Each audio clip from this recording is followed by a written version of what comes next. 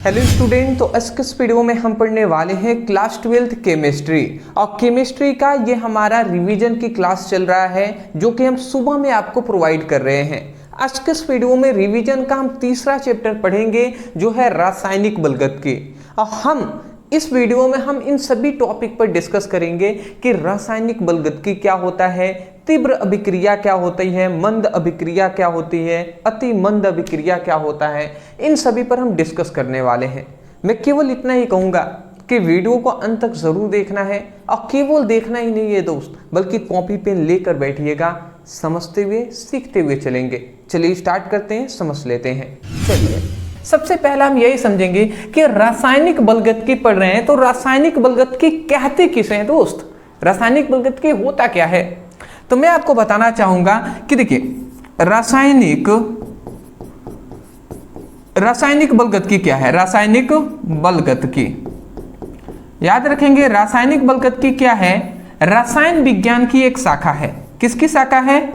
रसायन विज्ञान की क्या है? रसायन विज्ञान की एक शाखा है, मतलब एक क्या है, एक हिस्सा है। रासायनिक बलगत की रसायन विज्ञान की क्या है, एक शाखा है, एक ब्रांच है, जिसके अंतर्गत क्या हम करते हैं जी। तो इसके अंतर्गत क्या करते हैं, कोई भी अभिक्रिया है ना, कोई भी अभिक्रिया है तो इस अभिक्रिया का वेग का, और दूसरी बात इस अभिक्रिया की क्रिया विधि का हम क्या करते हैं, स्टडी करते हैं। इन दोनों का स्टडी करते हैं, मतलब अध्ययन करते हैं, ठीक है ना, अध्ययन करते हैं। तो उसी को हम रासायनिक बलगत की कहते हैं। मतलब बात आपको समझ में आया?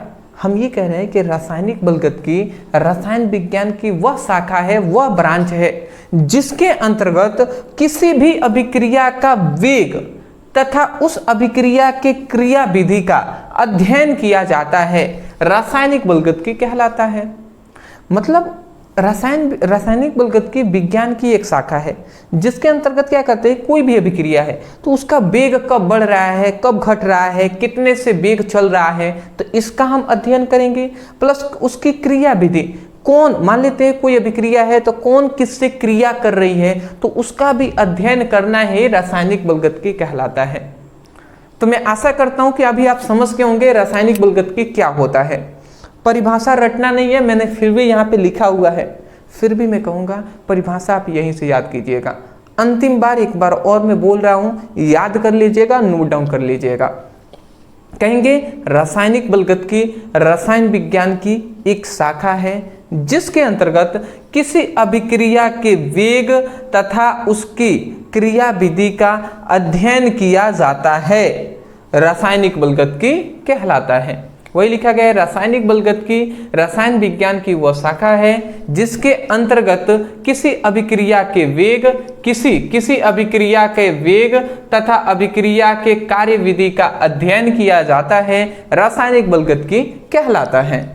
आशा करता हूं आप समझ के होंगे। अब हम आगे बढ़ते हैं।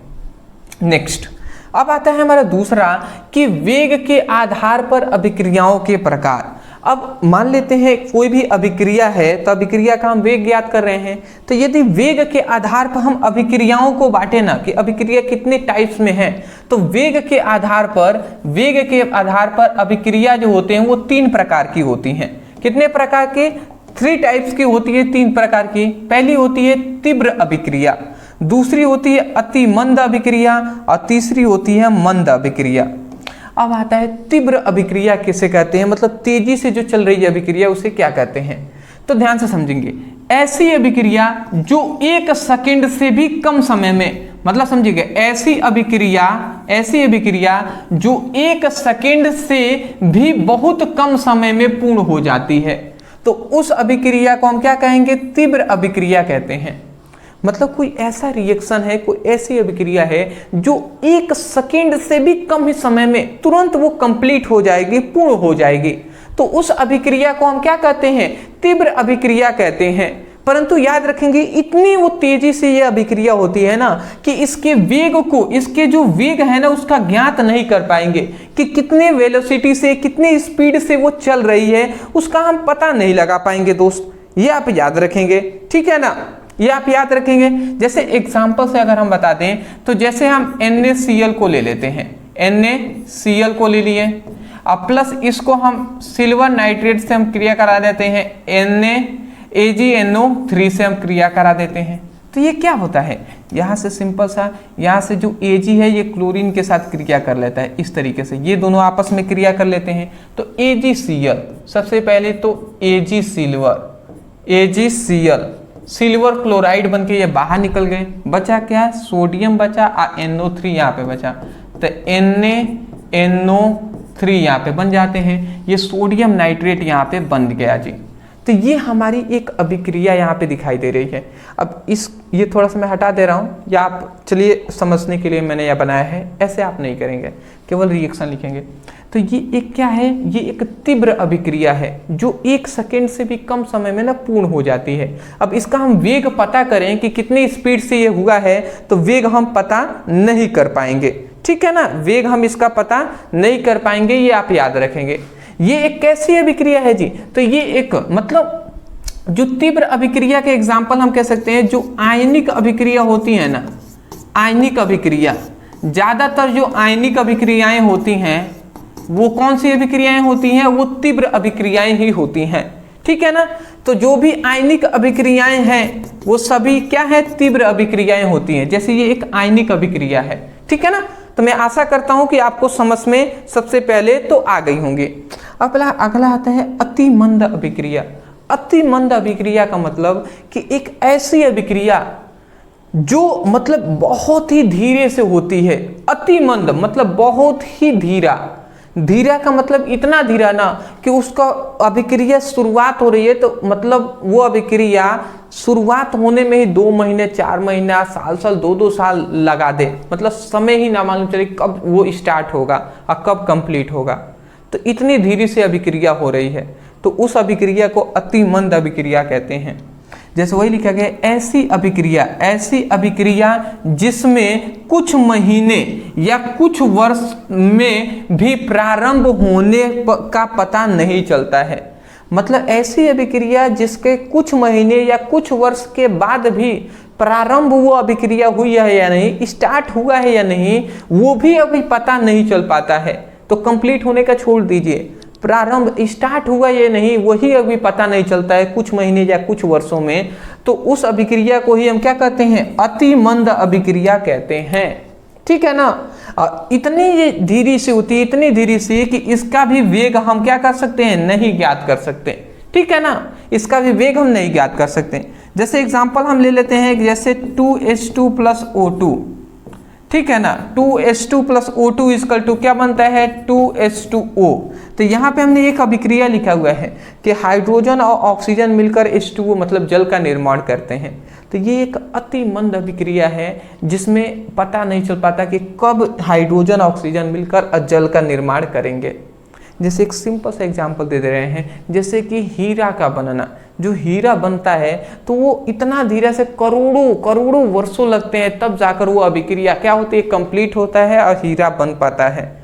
तो ये आप याद रखेंगे दोस्त, ठीक है ना, ठीक है, तो इतना याद रखेंगे। अगला हमारा आता है मंद अभिक्रिया। मंद मतलब होता है कि धीरा अभिक्रिया। तो ऐसी अभिक्रिया जो कुछ घंटों में कुछ मिनटों में कंप्लीट होती है, ठीक है ना, तो उसे हम अति मंद मतलब मंद अभिक्रिया कहेंगे। तो ऐसी अभिक्रिया मतलब ऐसी अभिक्रिया ही कहेंगे, ऐसी अभिक्रिया मतलब ऐसी अभिक्रिया कहते, या चलिए हम यहाँ से ही हटा देते हैं। इन्वर्टर डिस्चार्ज हो रहा है क्या, हाँ भैया इन्वर्टर तो डिस्चार्ज हो रहा है, चलिए कोई नहीं जी, जितना हो पाता है इतना कंप्लीट हम करेंगे। तो इन अभिक्रियाओं को पूर्ण होने में कुछ मिनट या कुछ घंटे लगते हैं। इन अभिक्रियाओं को पूर्ण होने में कुछ घंटे या कुछ मिनट लगते हैं, ये बात आप याद रखेंगे।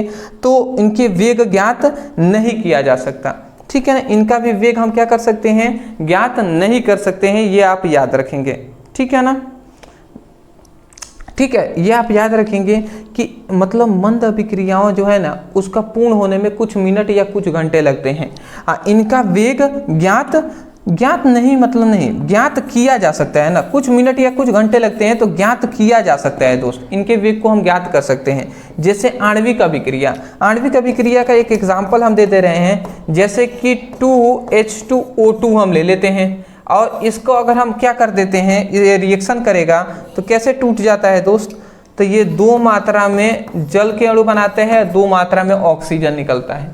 तो ये एक क्या है, ये एक मंद अभिक्रिया है जो बहुत ही धीरे से स्टार्ट होती है। स्क्रीनशॉट आप थोड़ा सा ले लें पहले, ठीक है ना। मैं थोड़ा सा यहाँ पे लाइट ऑफ कर दिया जिससे कि थोड़ा सा समय मिल पाए, नहीं तो इन्वर्टर डिस्चार्ज हो जाएगा ना तो फिर से बैठ जाएगा तो कैसे पढ़ा पाएंगे। अदरवाइज मैं यही कहूँगा, इतनी बात समझ के, तीव्र अभिक्रिया का मतलब बहुत ही तेजी से होगा, मंद अभिक्रिया का मतलब कुछ मिनट या कुछ घंटे लगेंगे, और अति मंद का मतलब कि भैया बहुत ही ज़्यादा समय, वर्षों लग जाएंगे, पता नहीं चलेगा स्टार्ट भी हुआ है या नहीं, ठीक है ना। तो ये बातें हैं जी, समझ के आगे बढ़ते हैं दोस्त। स्क्रीनशॉट लेंगे, ले लीजिए जल्दी। बीच में वीडियो रोकने के लिए मैं माफ़ी चाहूँगा। एक आवश्यक सूचना है, मैं आपको बता दूँ। देखिए, मैं आपको बताना चाहूँगा कि आपकी क्लास 12th की जितने भी स्टूडेंट हैं उनको मैं बता दूँ कि पूरी आपकी फिजिक्स की और पूरी आपकी केमिस्ट्री का हम आपके लिए नोट्स प्रोवाइड कर रहे हैं, PDF नोट्स सिंपल लैंग्वेज में, और सब आपको इम्पोर्टेंट, आपको सब दिया जा रहा है। जैसे फिजिक्स में आपको पता होगा कि आपके 14 चैप्टर हैं, केमिस्ट्री में आपको पता होगा 10 चैप्टर है, पूरी आपकी 24 चैप्टर हैं। इन 24 चैप्टरों का अभी हम फिलहाल फुल नोट्स प्रोवाइड कर रहे हैं, फुल PDF नोट्स हम आपको प्रोवाइड कर रहे हैं, जिसको आपको व्हाट्सएप पर सेंड किए जाएंगे। और ये फुल 24 चैप्टरों का PDF नोट्स ओनली आपको 198 में या 199 में दिया जा रहा है। तो आपको क्या करना है, PDF नोट्स लेने के लिए नीचे नंबर है, इस नंबर पे व्हाट्सएप पर मैसेज करना है। अब वहाँ पे कहिएगा सर हमें फिजिक्स केमिस्ट्री क्लास 12th का फुल नोट्स चाहिए, इतना लिख कर मैसेज करेंगे, स्कैनर दिया जाएगा, पेमेंट कर दीजिएगा और बता दीजिएगा सर पेमेंट हो गया है, तुरंत आपके व्हाट्सएप नंबर पे PDF नोट्स है सेंड कर दिए जाएंगे। अगर कोई स्टूडेंट है ओनली अगर आप फिजिक्स का लेना चाहते हैं, केमिस्ट्री नहीं लेना चाहते, फिजिक्स ऑनलाइन लेना चाहते हैं, तो ये ओनली 99 में मिल जाएगा। या कोई है जिनको केवल केमिस्ट्री चाहिए तो ये भी 99 में मिल जाएगा। तो जैसे आप दोनों लेना चाहें तो वो 189 में, और एक लेना चाहें 99, नीचे नंबर है, मैसेज कर लीजिएगा। Thank you.